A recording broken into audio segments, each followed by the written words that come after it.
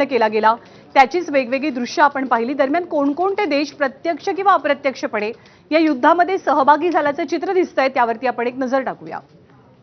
हे युद्ध केवळ 3 देशांपुरतं मर्यादित नाहीये, तर इराणच्या बाजूनं रशिया, चीन, पाकिस्तान, लेबनॉन हे देश उभे ठाकलेले पाहायला मिळतात, तर इस्रायलच्या बाजूनं अमेरिका, इंग्लंड, फ्रान्स आणि जर्मनी।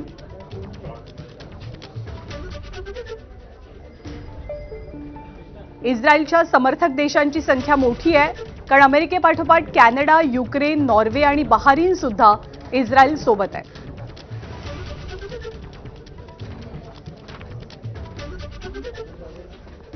आणि या सगळ्या युद्धामध्ये होर्मुझची जी समुद्रधुनी आहे ती समुद्रधुनी पुन्हा एकदा चर्चेत आलेली आहे, कारण हा आपल्या सगळ्या जगाच्या पाठीवरचा विचार केला तर हा एक असा पट्टा आहे, असा भौगोलिक पट्टा आहे की जो पट्टा जर या युद्धामुळे बंद झाला तर त्याचे मोठे परिणाम हे केवळ आखाती देशांपुरते मर्यादित न राहता त्याची व्याप्ती ही जगभरात पाहायला मिळेल।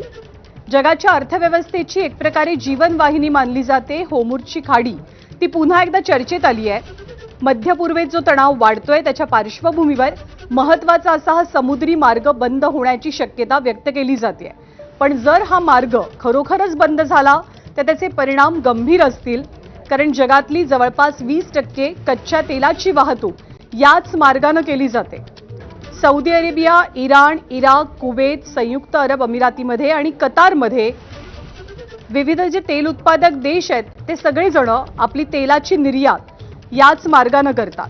त्यामुळे होर्मुझची खाडी जर बंद झाली तर सगळ्यात पहिला फटका बसणार आहे तो इंधन वाहतुकीला। त्यामुळे कच्च्या तेलाचे दर आंतरराष्ट्रीय बाजारामध्ये मोठ्या संख्येने वाढतील आणि भारताला सुद्धा याचा फटका सहन करावा लागेल।